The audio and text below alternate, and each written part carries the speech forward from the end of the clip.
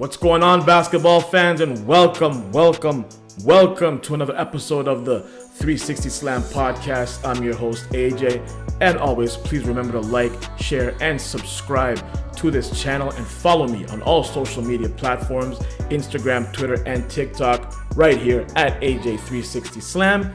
This is episode number 5. Now, folks, the NBA season is at a point where we're about 20 to 25 games in, and teams are really taking shape now. Now they're trying to get into a rhythm, and we're finding out what teams are all about and where they really stand. And with that comes an early discussion as to who is the MVP currently. And now, when it comes to this discussion, currently, there are some unanimous names that people think, yes, they are in the discussion.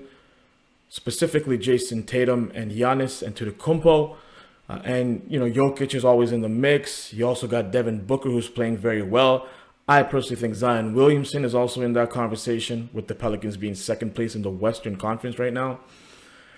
But for this specific episode, as you can see with the thumbnail, I'll be focusing on two players, Anthony Davis and Luka Doncic.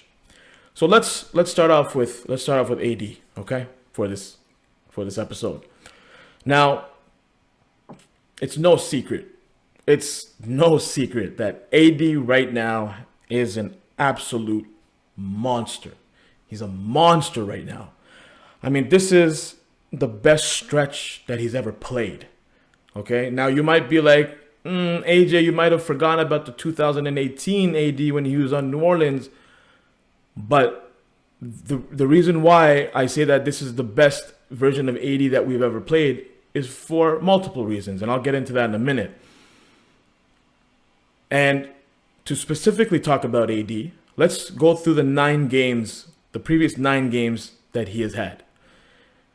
So let me just run down some numbers here that I have here.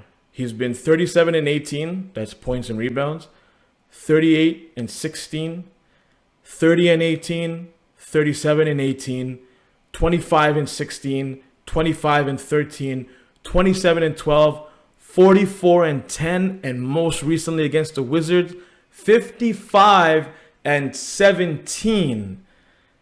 That's an average of 35 points per game and 15 rebounds per game. And I haven't even mentioned his blocks. I mean, some games he's had 5 blocks, some games he's had 3 blocks. His blocks have been up there, and he's been very, very efficient. Like that game against Washington when he dropped 55 points, that was on 73% shooting. So it's not like he's taking a whole bunch of shots. He's hitting them at a high rate. Okay? So the efficiency is there along with the high amount of points. Now, as I mentioned, 2018 was a great year for AD when he was in New Orleans. He was an MVP candidate. It was him, James Harden, and LeBron. Obviously, James Harden won the MVP that year. But this is the best version of AD that we have seen because it's in LA, where the lights are brighter, so more eyes are on you. And you're playing with number 1 options like LeBron and Russ. And with all that said, you're having numbers like these. Okay? In New Orleans, he was the number 1 option. Every play went through AD. There was no other, with AD on the floor, he was the only number 1 option there. Nobody else really demanded the ball like AD, and rightfully so. He was the best player on that team. And this is exactly what LeBron wanted when he won in AD. This version of AD. Now, he does get injured quite a bit, so that's always a risk. But he has heard the noise regarding his injuries, which obviously is still there, like I mentioned with AD. But the fact is that he was able to pull through that. The past couple of seasons, they won the championship in the bubble. Last season, he was injured quite a bit. He didn't play much. This season he's been injured, but he was able to pull through. And he shows that he has thick skin. And to do what he has done has been absolutely remarkable in my eyes. Irvin Magic Johnson last night or maybe the night before tweeted that he's the certified MVP at the moment. I don't know if I necessarily agree with that. I don't think right now he's in the discussion. Right now. And the reason why is because standings matter. Now, Lakers are on the up and up, right? They're on the up and up. They're coming up. Like, they're playing better, but right now they're 12th place, right? It's hard to give somebody an MVP nod or put him in the discussion when they're 12th place. Like, one example is Russ. When he won in 2016, he was a one-man show. That's when KD left and he won the MVP. Well, that's because OKC finished 6th place in the conference. And that matters. That's because of Russell Westbrook. Okay? So right now, he's not in the MVP discussion yet. If he continues to play like this and the Lakers find them to be in a playoff spot at the end of the year, he's winning the MVP. He's winning the MVP because of the adversity that he faced, because of the issues that he's faced, for him to pull through that and to average these numbers, guys, 35 points per game, 15 rebounds per game. These are Wilt Chamberlain type numbers that he is putting up on a consistent basis. Now, obviously, it's not like Wilt. Wilt would score 60 points, 55 points, 70 points, obviously a little bit more. But what I'm saying is that this consistency reminds you of Wilt Chamberlain. Now, you're probably asking, what changed? Where has this AD been the past couple of years? In the bubble, he was great. That year when they were in the bubble, he was great. They won a championship.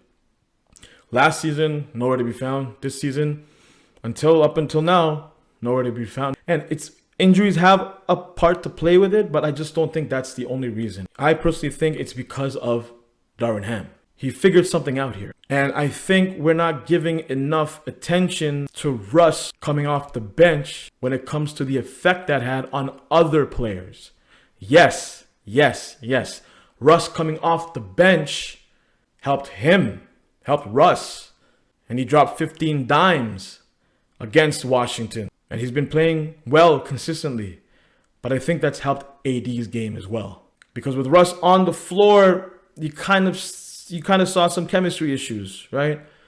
You saw, Russ really was demanding the ball a lot, was taking shots, tough shots, low percentage shots, and the Lakers were losing consistently.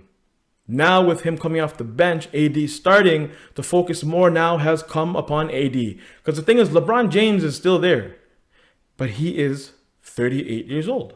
He shouldn't be a number one option. And LeBron's mentality has always been pass first. With Russ coming off the bench, I think that's really opened up AD's game a lot, which has been great for the entire team.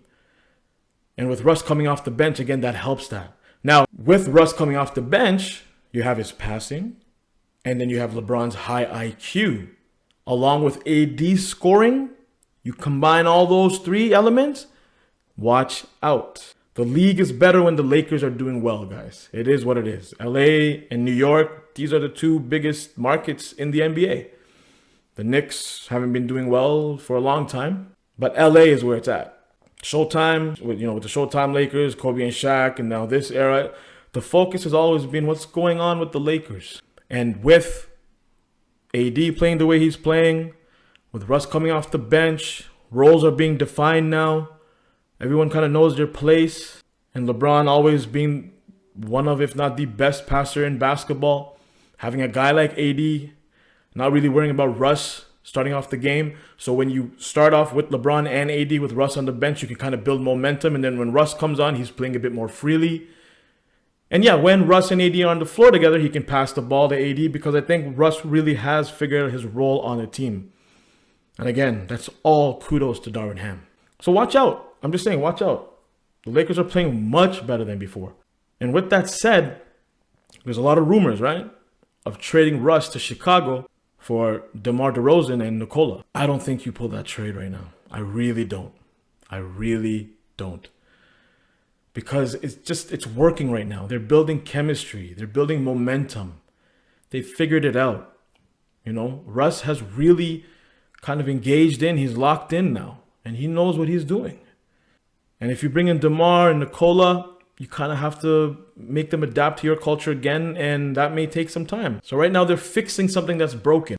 But if they get rid of Russ, who's part of the solution, who's part of the fixing, and you add in 2 great players, now they're great players. DeMar is a great player, Nikola's a good player as well. But then you kind of have to get them to amalgamate to the system, get used to what you have, get used to the plays, etc., etc. And then you're kind of ruining a good thing that's going on right now. I don't think you trade Russ now. You have until February. February is the trade deadline. Still got about a couple months. See how it pans out. And then make your decision based on that. In summary, I would say do not trade anybody right now. But more importantly, in regards to the MVP discussion, I don't think AD is there yet. I think there are players who are on that list, like I mentioned, that have been playing better than AD consistently. And I think they get more respect and they get more of a chance to win the MVP over AD at this moment. Now, let's move on to Luka. Now, Luka, man, let me first say, man, he is a very, very, very special talent. One of the best players in the world right now. Right now, he's averaging 33, 8, and 8. Almost a triple-double at 50% shooting. Number 1 right now in scoring. There's no debate about his talent. And Atlanta's probably shooting themselves in the foot right now for not taking him and choosing Trey over Luka. And we know what's going on right now in Atlanta, unfortunately. But here's the thing. With all of the accolades that's going on with Luka, the way he's playing right now, Dallas is in 10th place. 10th.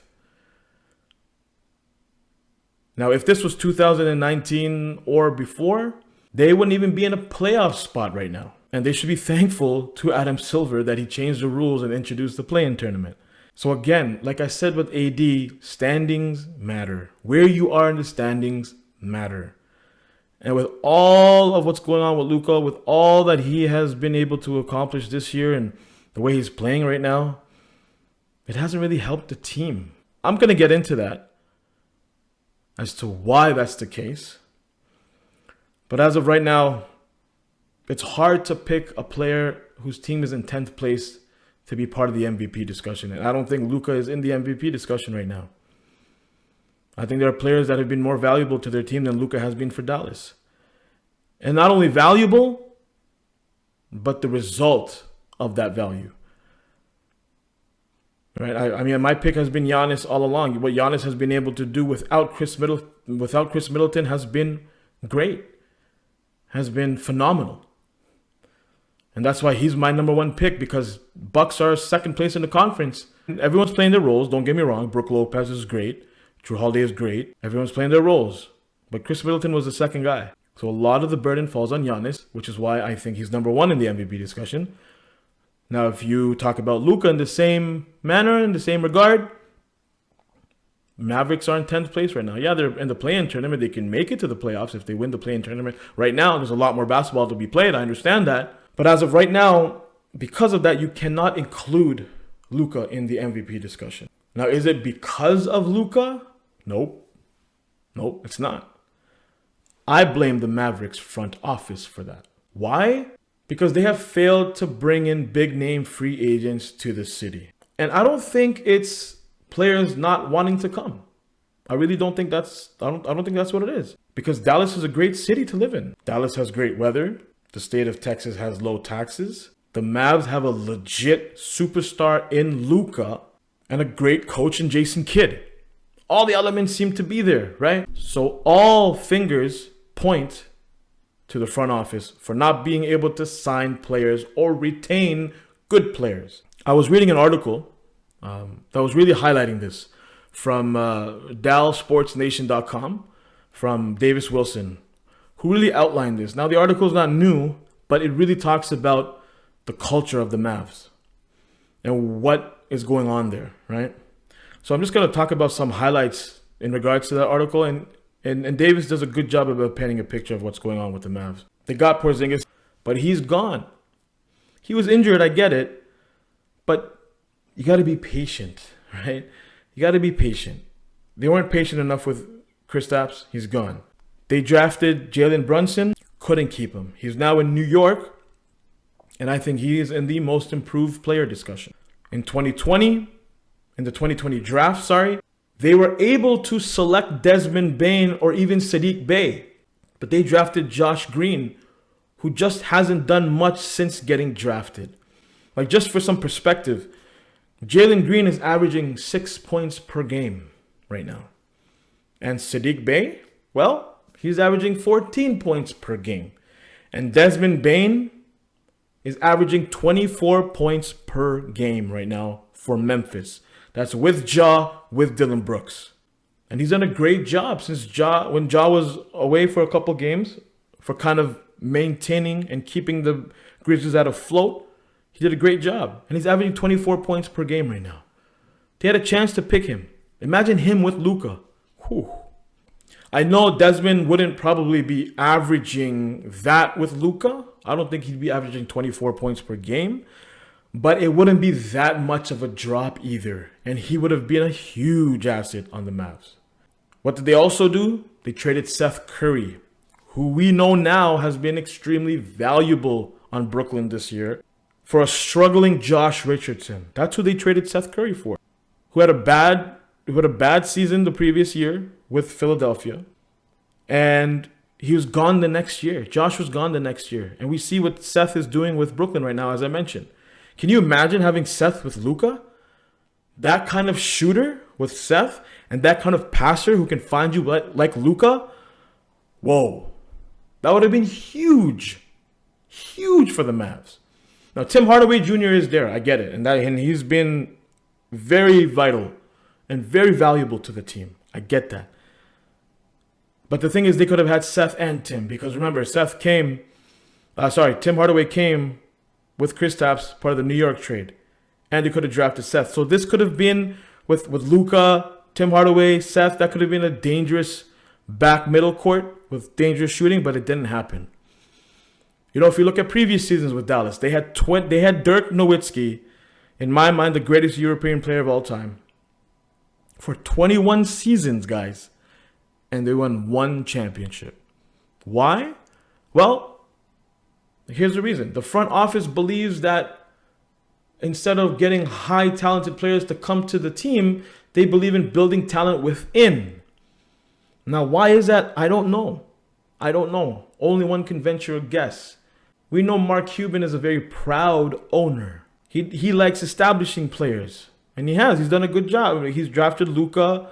They got Dirk. But the thing is, it's not a one-man show in the NBA anymore. You need a second supporting star.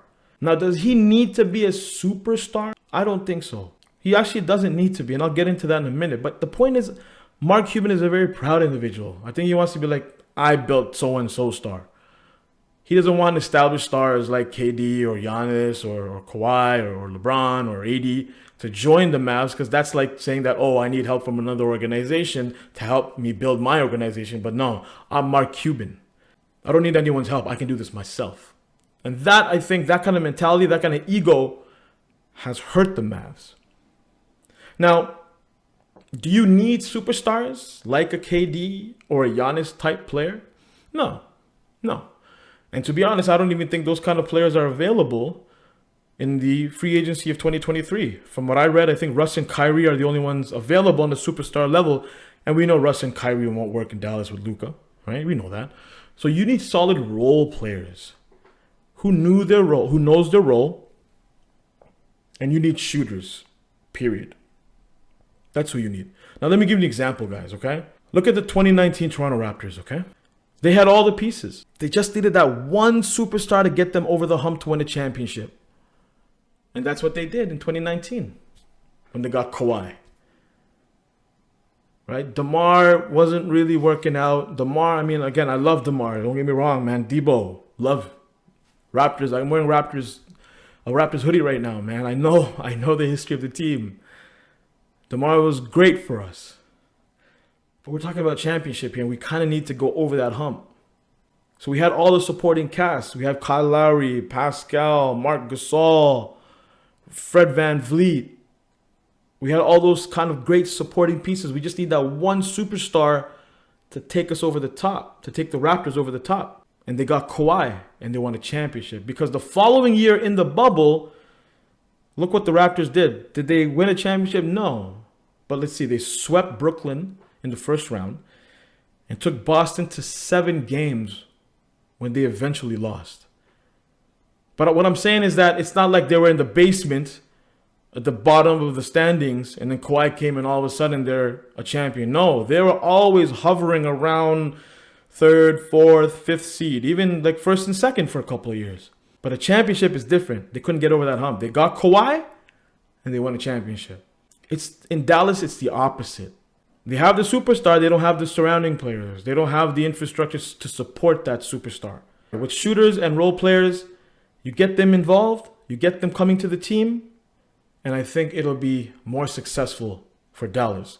Like one player who comes to mind who is going to be an unrestricted free agent, now he does have bird rights, is Kevin Love.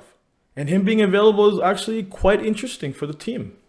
Like right now, Kevin Love is shooting 40% from 3 and can help with Dallas's transition offense and even in the half court because Luka will find you.